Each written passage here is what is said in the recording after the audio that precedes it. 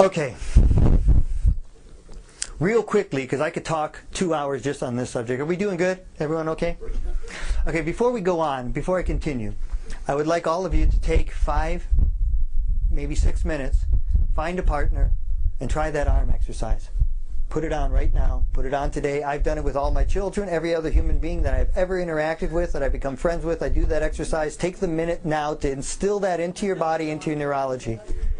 Okay, so far we've discovered that our thoughts are not our thoughts. They're just biochemical things that are happening, that when we're actually problem solving and we think we're thinking, that actually what we're doing is a whole chemical recipe and experiment in our body to try and neutralize and equilibrate all of these chemicals, and that negative thinking infects us and creates weakness in us. And that anytime we polarize a situation, or we try to blame someone, or we put someone in some type of group that is separate than us, and we put a negative charge on them, that the person who is actually depleted is myself. Because on the quantum level, you know, what you have is, imagine this rod sitting here, and then it goes like this, and goes like that, and goes like that, and you see this waveform going like that, and going like that, and what you have is the positive and negative going side to side. So at the very bottom here, you have war, you have peace. You realize without war you couldn't have peace, without peace you couldn't have war. Wars have happened, they're awful, we don't like them, but they've also have created peace. And when you come to peace with that idea, or you come to the equilibrated fact, what happens is you have what's called a collapse in your consciousness. And you collapse those two things, and now you come up a little bit higher on this thing, and instead of being these real broad swings at the bottom, now it's a little bit smaller. And so now instead of war and peace, you have love and hate. And when you realize that you are capable of love, you are capable of hate. And you acknowledge that about yourself, and there's a whole process of learning how to do that. I'm making it very simple. You collapse that, now you come to peace and calm. Or, you know, agitation and calm. And what happens is that as you go through those 4,366 traits, but you don't necessarily have to go through all of them, because what happens is as you begin to do this process of collapsing all of these polarities that you hold true to be in your brain, you keep on coming to higher and higher levels, to where then you're just going back and forth like this, and you just sit in the center. And I was just talking to my daughter, and my daughter's 21 or 23. Anyway, so Shanti said her analogy for it now that she uses is like a pendulum on a clock. And she says that every time she equilibrates something, that little thing gets shorter and shorter and shorter and shorter and shorter, so that she's no longer taking these huge, dramatic, emotional swings, but that she sees both sides real quickly and real easily and what have you. Yes? Okay, that's why teenagers, we blame it on hormones, but teenagers are all over. Well, traditionally, not, I don't know anymore, but... Yeah, well, there's several different things that are going on with our kids, and we're gonna, you know, I maybe have to do a series of things here. Are you guys okay? You want me to talk more, because there's some things I can share specifically about that, but it's going to take us a little off topic. Right. Okay, specific to teenagers has to do with the drug intervention of the children who were being born. When they're being born, the birth process, the stress process that takes place between the mother and the child. Okay, we think of stress as a bad thing. Stress is not a bad thing in and of itself. There are 3 levels of stress, and we're going to talk about those in just a moment. But stress in and of itself, anxiety or challenge of any sort, create the chemical makeup in order for you to have new synaptic pathways. So in other words, there's a particular chemical makeup that is required in your brain in order for you to have new synaptic pathways. Okay, so when those chemicals are elicited, and the only thing that elicits those chemicals into your brain is stress, anxiety, or challenge. So the very things that we push away are actually there to create an environment whereby then we can learn. Now, most of our teenagers and most of the kids who are 20s, what happened was that natural birthing process is very stressful for the mother and the baby. And it's set up that way environmentally, so that when they have that huge, stressful, kind of challenging experience, and then the baby finally comes out, all those new synaptic pathways of the instinctual learning of how to breastfeed, how to do all this stuff, all of those things are there, and that whole bonding process is there. But what we have done is we've created birthing as a disease, and we shoot the mother up with chemicals so that she doesn't feel the stress, doesn't feel the anxiety. And these chemicals affect the child at the same time, so the whole bonding process, the whole neurological development at that moment of birth is interrupted. And what do we see? We see a whole we see a whole generation of children who are in fact disconnected. There are many influences. There are many influences. My understanding is that is the primary first experience that sets up a overwhelming or overriding factor among other factors. Is that what you're saying? That's what I'm saying. Like something like that. Absolutely. It's very influential compared to other influences. It sets up the entire neurology of the brain. The beginning of the birth. Precise. Okay, then this is the other aspect of this that we're going to get into, okay, because there are environmental concerns. Okay, the average adult like you and me has more than 3,000, on average around 3,500 known chemicals, petrochemicals, non-natural chemicals in our bodies. On average 3,500. Good. Brand new babies, this is from the World Health Organization, with over 750,000 children sampled. So it's a huge worldwide sample. The average baby being born today has more than 200 known chemicals in their bodies before they even come out. A majority of which are carcinogenic. Carcinogenic, lead, mercury, arsenic, I mean all different types of plastics and PCBs and all this other kind of stuff. Now, so you and I on average, when we were born, had somewhere around 30 to 75 chemicals in our bodies, is what is projected. Now, when you think about, you're born, you're trying to integrate all of this reality, you're having all of these influences from people telling you who you are, what you are, then you have these chemicals in your body. And these chemicals, actually, each one has its frequency. You can actually measure everything. It exists on a frequency level. Everything in life is a frequency of coagulated matter, and you can measure its frequency, and it has a frequency signature. So we have those types of influences as well in the formation of who we are. Now, clearly, there are certain chemicals that are being allowed into our water system, into our food.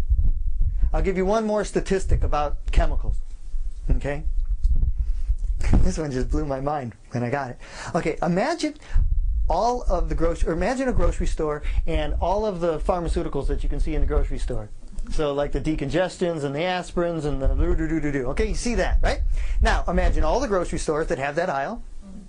Now imagine all the pharmacies or drugstores, okay, in the world. Then imagine all of the hospitals and the pharmacies in there. Now imagine, so all of that, all the grocery stores, all the drugstores, all the pharmacies and the hospitals and the private pharmacies, all of that worldwide only represents 25% of all the pharmaceuticals that are manufactured.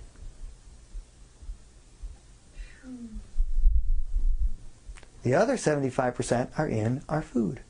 It's called biosecurity. Money. And it's called maximizing yield. And it's used in our beef, our cattle, our pigs, our hogs. Milk in China. Milk in China, fish, oh, you name it. Right?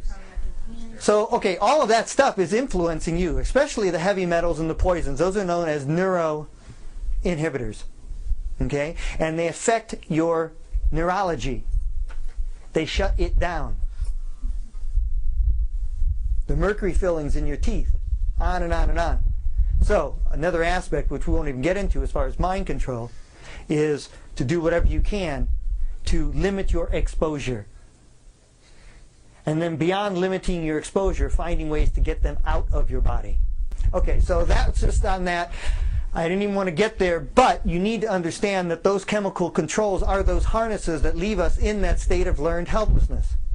But those chemicals that are in your body are also causing that 4-to-1 negative ratio of thinking that's occurring.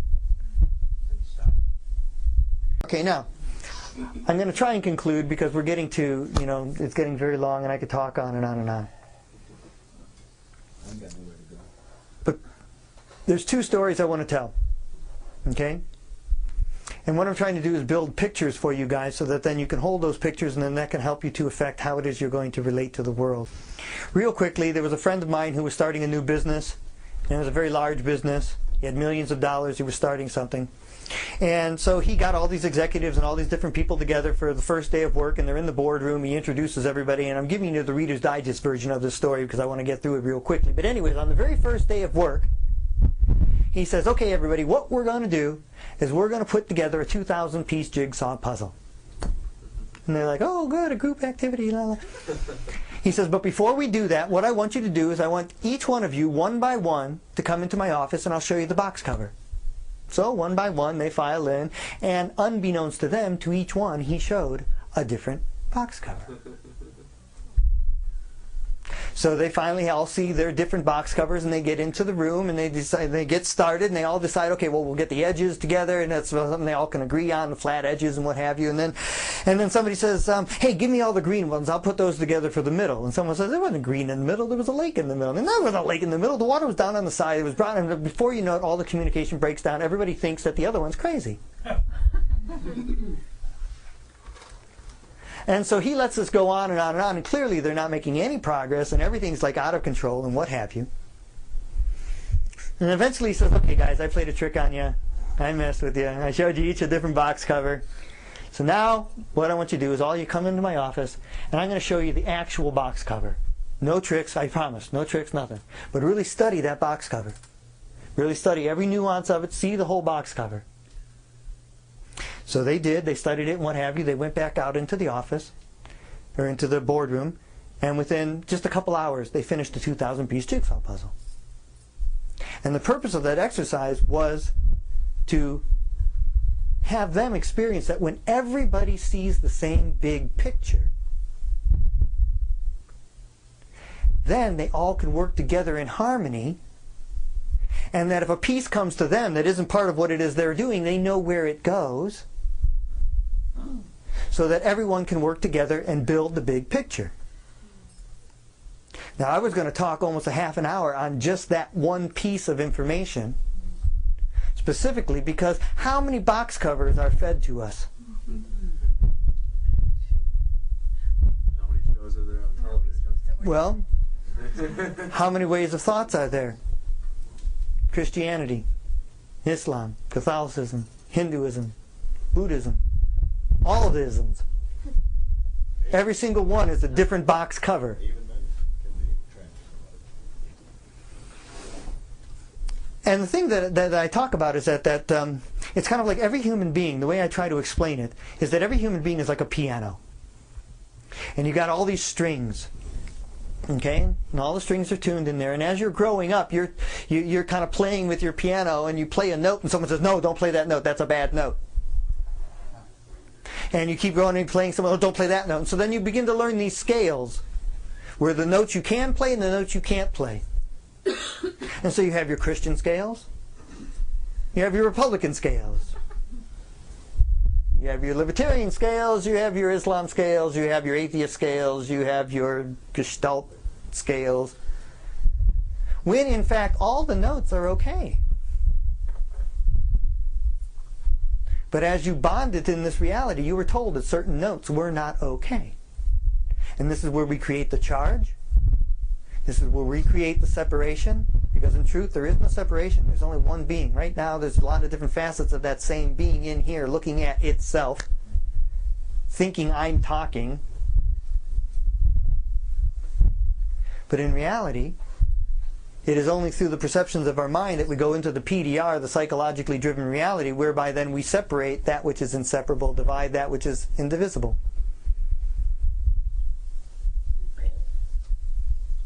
Dualizing the unity that really exists. So if there's any one big picture to look for, it's who you are. Because when you truly understand who you are, you then understand who we are. Very critical part of that mind control. Until you understand that you are not your thoughts, you are not your mind, you are out of control.